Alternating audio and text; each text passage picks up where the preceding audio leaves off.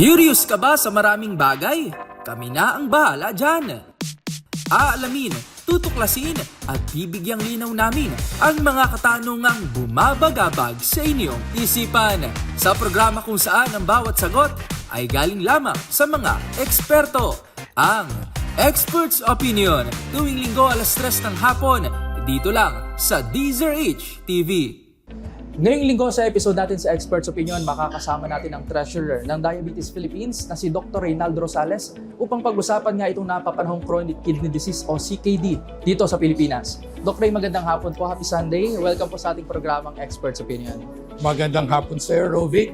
Salamat at ako'y naimbitahan mo ulit. Yes, Doc. Doc, pag-usapan natin itong CKD na trend pa rin dito sa Philippines dahil nakikita natin na tumataas pa rin yung datos. Kabilang pa rin po ito sa nangungunang sakit ng mga Pinoy. Pero Doc, pwede niyo po bang ipaliwanag muna sa amin? In simplest term, ano po ba talaga itong CKD? Okay, CKD stands for Chronic Kidney Disease. Ano lang yan eh, may batayan yan. Yan ay nadadiagnose natin base sa level ng creatinine at doon sa spillage ng protein sa ihe. Merong mga numero dahil pinocompute at meron tayong amount ng protein na binibilang para ma-classify natin na ang patient ay may chronic kidney disease or CKD. Doc, sa CKD, ano po ba yung mga pangunahing dahilan? Bakit ba tinatamaan yung isang individual ng CKD? Ano po ba yung mga risk factors? Okay. The two most common risk factors for CKD, number one, mataas na sugar, yung mga pasyenteng may diabetes. Number two, mataas ang blood pressure, mga pasyenteng may hypertension. Yun ang most two common risk factors to develop CKD. Pero Doc, dito sa Philippines, ano po ba yung base po sa datos and also to your experience, ano po ba yung top cause bakit nagkakaroon yung mga Pilipino ng CKD? Number one, napapabayaan nila ang pagkontrol ng kanilang sugar at nababaliwala ang pagkontrol ng blood pressure. Because sinabi ko nga, diabetes, hypertension, ang dalawang most common risk factors. Pag yun po ay hindi natin na-control, hindi natin naipababa sa tamang level ng sugar, tamang level ng blood pressure, doon na po nagkakaroon ng CKD. Doc, kanina nabanggit nyo na nga ilang beses itong diabetes. Ano po ba sa tingin nyo, Doc, ang risk factors? Bakit ba may mga Pilipino pa rin na patuloy na dumadami na nagkakaroon ng diabetes? Dalawang nakikita kong factor. Tumataas ang ating data o incidence ng diabetes. Number one, kasi mas maaga na tayo nag-screen. Mas maaga nating nakukuha ang pasyente may diabetes. Ikalawa, siyempre yung ating lifestyle. Nakaka-contribute po yan sa pagtaas ng pagkakaroon ng diabetes. Pag ang diabetes nasa ating lahi, nanay mo, kapatid mo meron, at ikaw ay walang ginagawa. Ikaw ay tamad, sedentary, ikaw ay nagbaliwala sa iyong timbang, palaki ka ng palaki. Ikaw ay masyadong kumakain ng mga pagkain na matataba o matataas sa calories, inaanyaya mo yung diabetes na magkaroon ka ng mas maaga. So Doc, malaking factor din talaga sa mga Pinoy yung nagiging lifestyle natin and also the environment, Doc. Yes. Pero ang diabetes po ba, Doc, hereditary din? Opo. Kasi nga po, kung ang nanay mo may diabetes, ang mga anak, high risk. Kung ang nanay at tatay may diabetes, mas maraming anak ang magkakaroon ng diabetes. Ito po ba, Doc, napipigilan ba ito, Doc? O naaalis ba to para hindi na maipasa pa sa next generation? Oo, kaya nga, ibang ginagawa natin, sa maagang panahon pa lang, pag ang pasyente ay high risk, meaning, sino ba ang mga high risk patient? Yung may history sa family na may diabetes, kinukuhaan na natin ng sugar, ini-screen na natin. Maaaring makuha natin sila, nasa pre-diabetic pa lang, na-adjust agad natin, napagsasabihan agad natin, oy, ang sugar mo po ay hindi na normal, pero wala ka pa sa diabetes, agapan natin para huwag ka na mag-jump sa pagiging diabetes. Maibalik kita sa normal. We can do that with a lot of things. Lifestyle intervention, educating the patient, mape-prevent natin. Also, Doc, that's why very important itong early detection natin. Yes. Yes, Doc. Sige, Doc, balik po tayo sa CKD na pinag-uusapan natin, Doc. Ano po ba yung mga senyales na sobrang evident? Pero kasi sinasabi na ang CKD dito po silent killer. Killer. Pero ano po ba yung mga sintomas na pwedeng maramdaman ng isang pasyente may CKD? Naku, kaya nga siya silent eh. Kadalasan wala.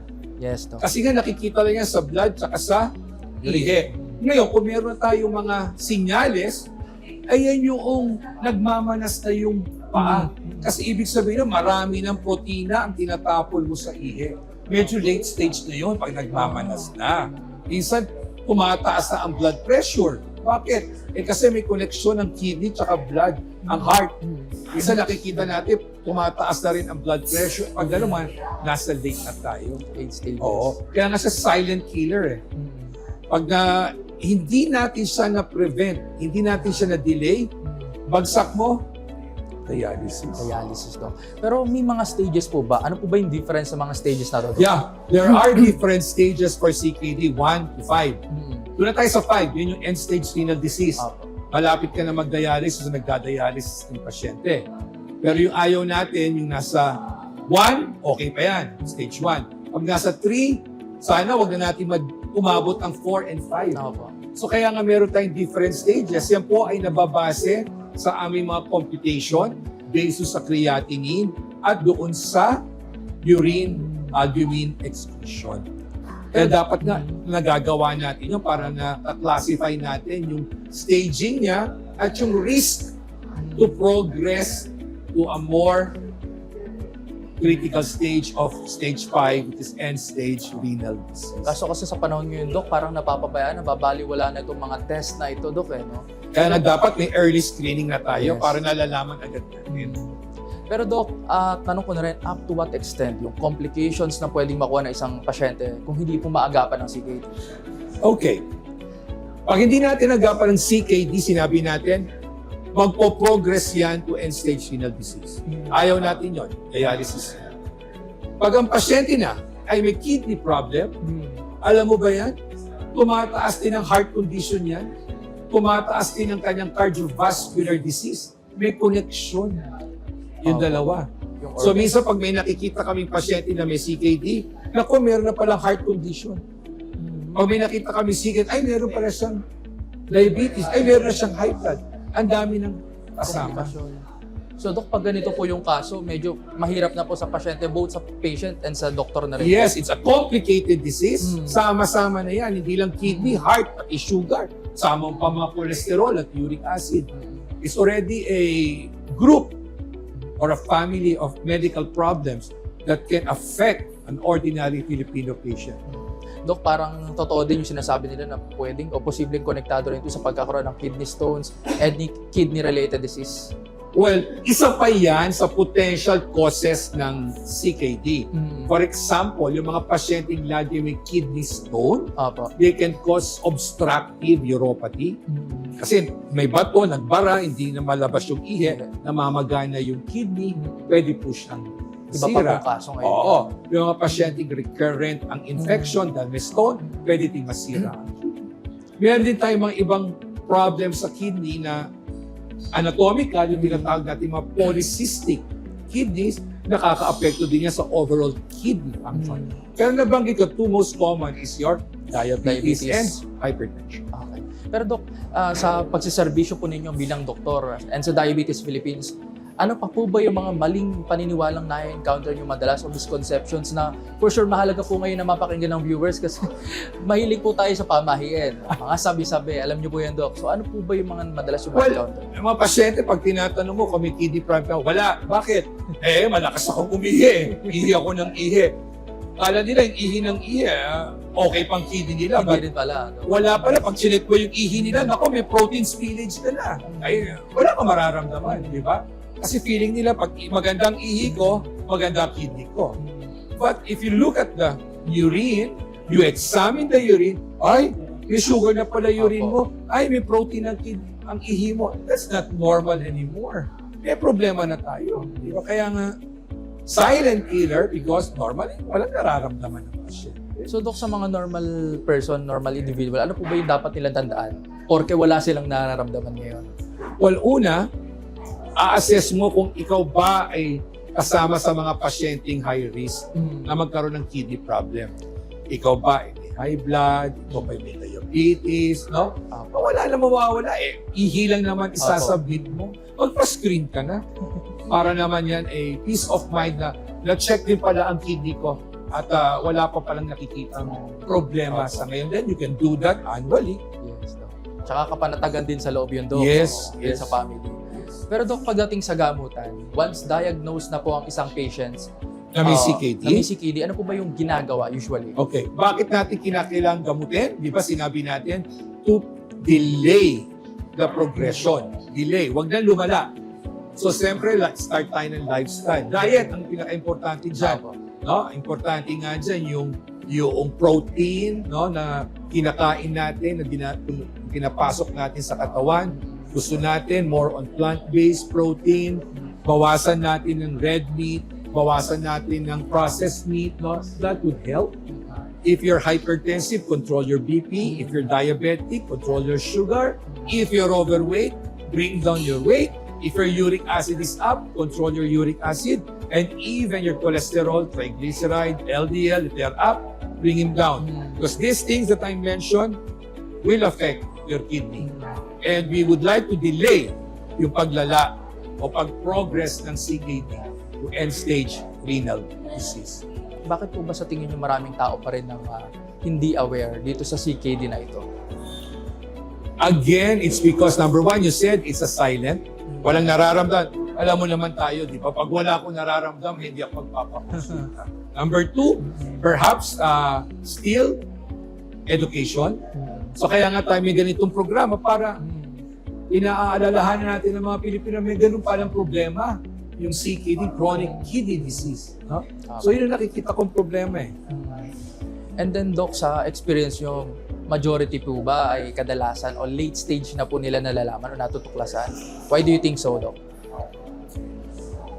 Hindi sila nagpapacheck up. Takot po ba sila? Hindi naman takot kasi ayaw nilang malaman na may problema sila. Wala akong nararamdaman. Puro Diba? ganun po ang... Yes. So more often, mga pasyente ko, kaya sunod na check kasi nasa clinic ko na. Eh, karamihan tinitingnan kong pasyente, may diabetes, may high blood. So kasama na po yan sa aking screening. Nire-request ko na po yan sa lagi sa mga pasyente ko. Pero Doc, siguro may ilan hindi pa natatakot dahil iniisip nila hanggang stage 5 naman yan. Kung stage 2 ako, kaya pa naman siguro. Ano po ba, Doc, ang pinaka-worst na pwedeng mangyari? Well, kasi meron tayong mabilis mag-convert. Pinabayaan mo, bigla na lang mag-stage 2, mag-stage 4 agad. Mabilis yan. Hindi naman yan. Sometimes it takes time. Paisa-isa, hindi ganun. O bigla na lang pwedeng tumas, pwedeng... Dati ganito pa lang ang creatinine mo. Bakit after 1 year, dumoble na? Dati wala kang protein sa bakit yan madami na? Biglang bumilis, 1 year ka lang hindi nakipagkita sa akin. Hindi mo sasabi. Nagpabayaan pa siya.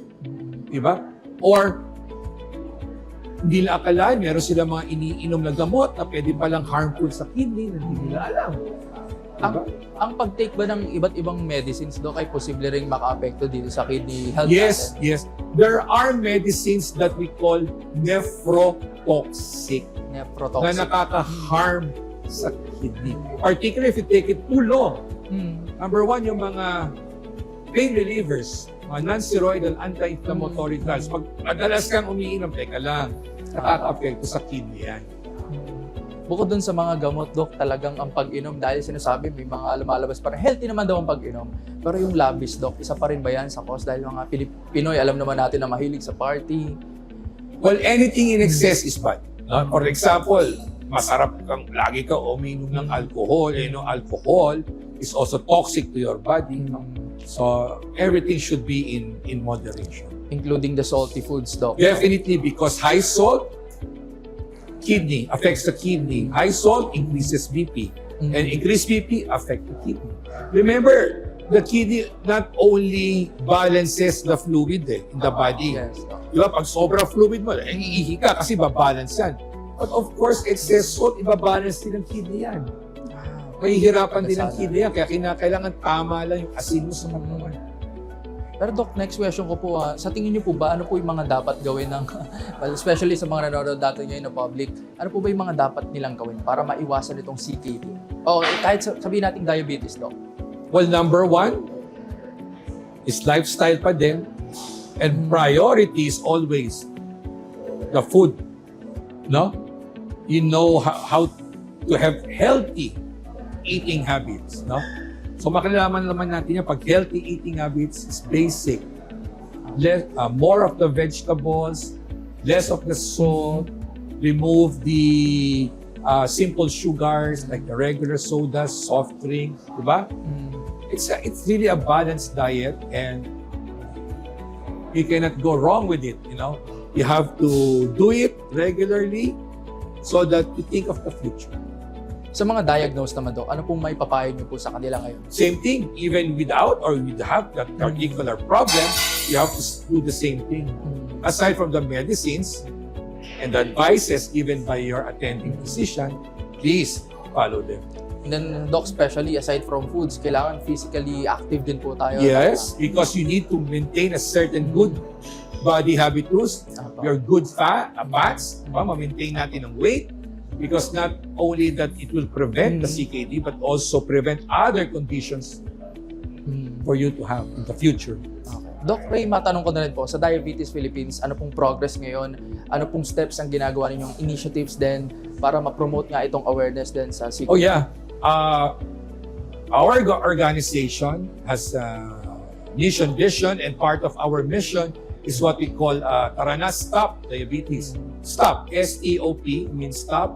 S is for screening, T is for treatment, O is to optimize your treatment, and P is to promote healthy lifestyle. We have to encourage, not only from our national organization, even in our chapters, we're spreading Taranas Stop Diabetes. We have to screen more patients, no? Screen for diabetes. So we do screening, not only the sugar, we screen, get their blood pressure. If possible, we do the UACR already for the CKD. We check their weight. No? Then once diagnosed, we treat them. Treat and bring it down to target. Hindi na, ako na, gamot, ito na, okay na tayo. Hindi. Because there are targets that we have to achieve. Because we knew the target, we prevent complication. So that's why, O, optimize treatment. Hindi po pwedeng, ito lang gamot mo. No. I gave you the medicine, I'm not controlled, I up-titrate my medicine. I maximize what is available so we hit the target. And the last letter is P. Promote healthy lifestyle.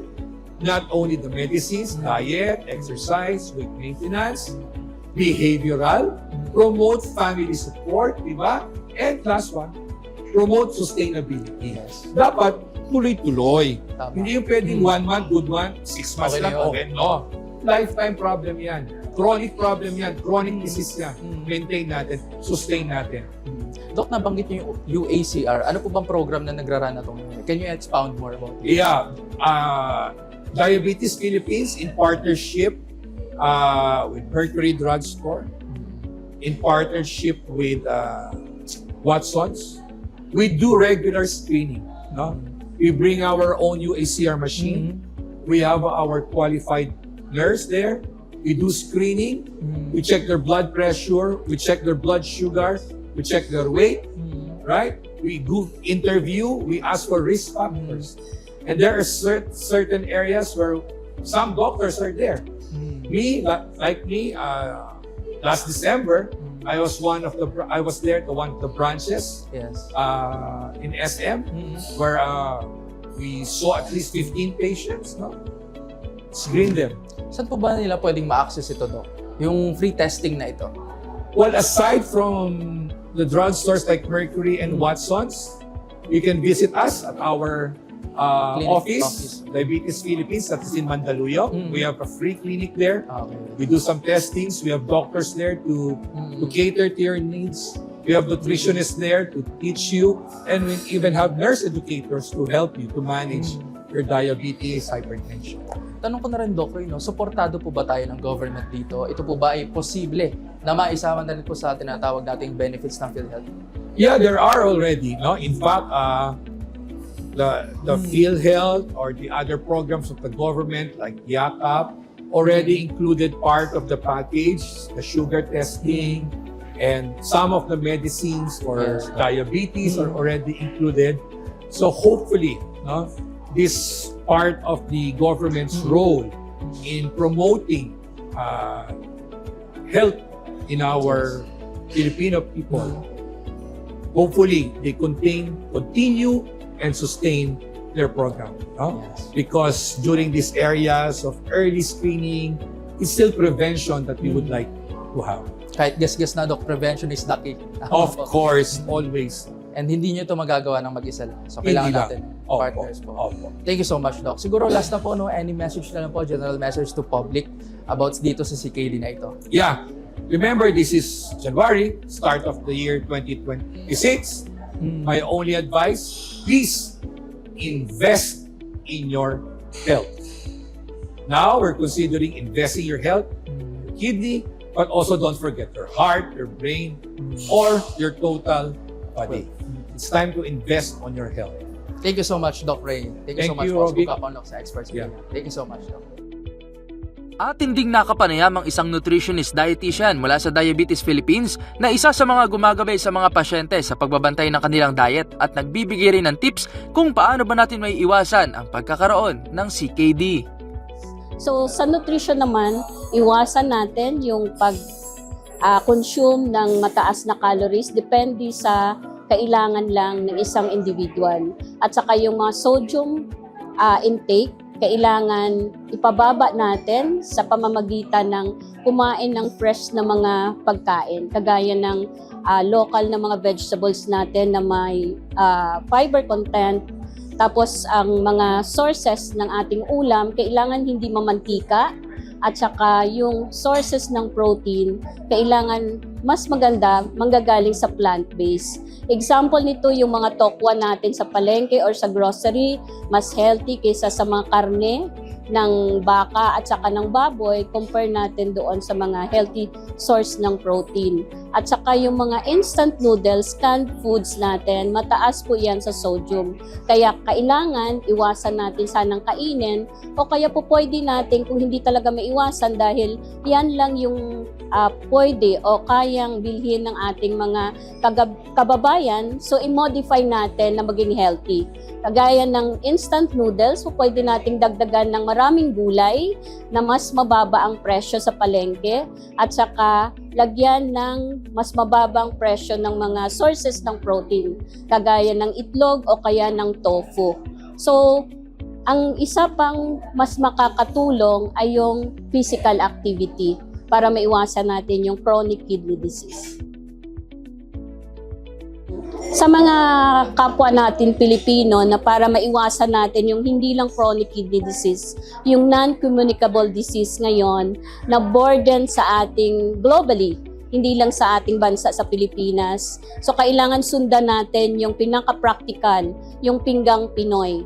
Yung Pinggang Pinoy mayroon siyang tatlong parte. So mas maganda kalahati ng plato natin ay panggagaling sa healthy source ng pagkain, which is yung leafy vegetables. So ang pagluto ng gulay, hindi kailangan maraming asin at maraming mantika.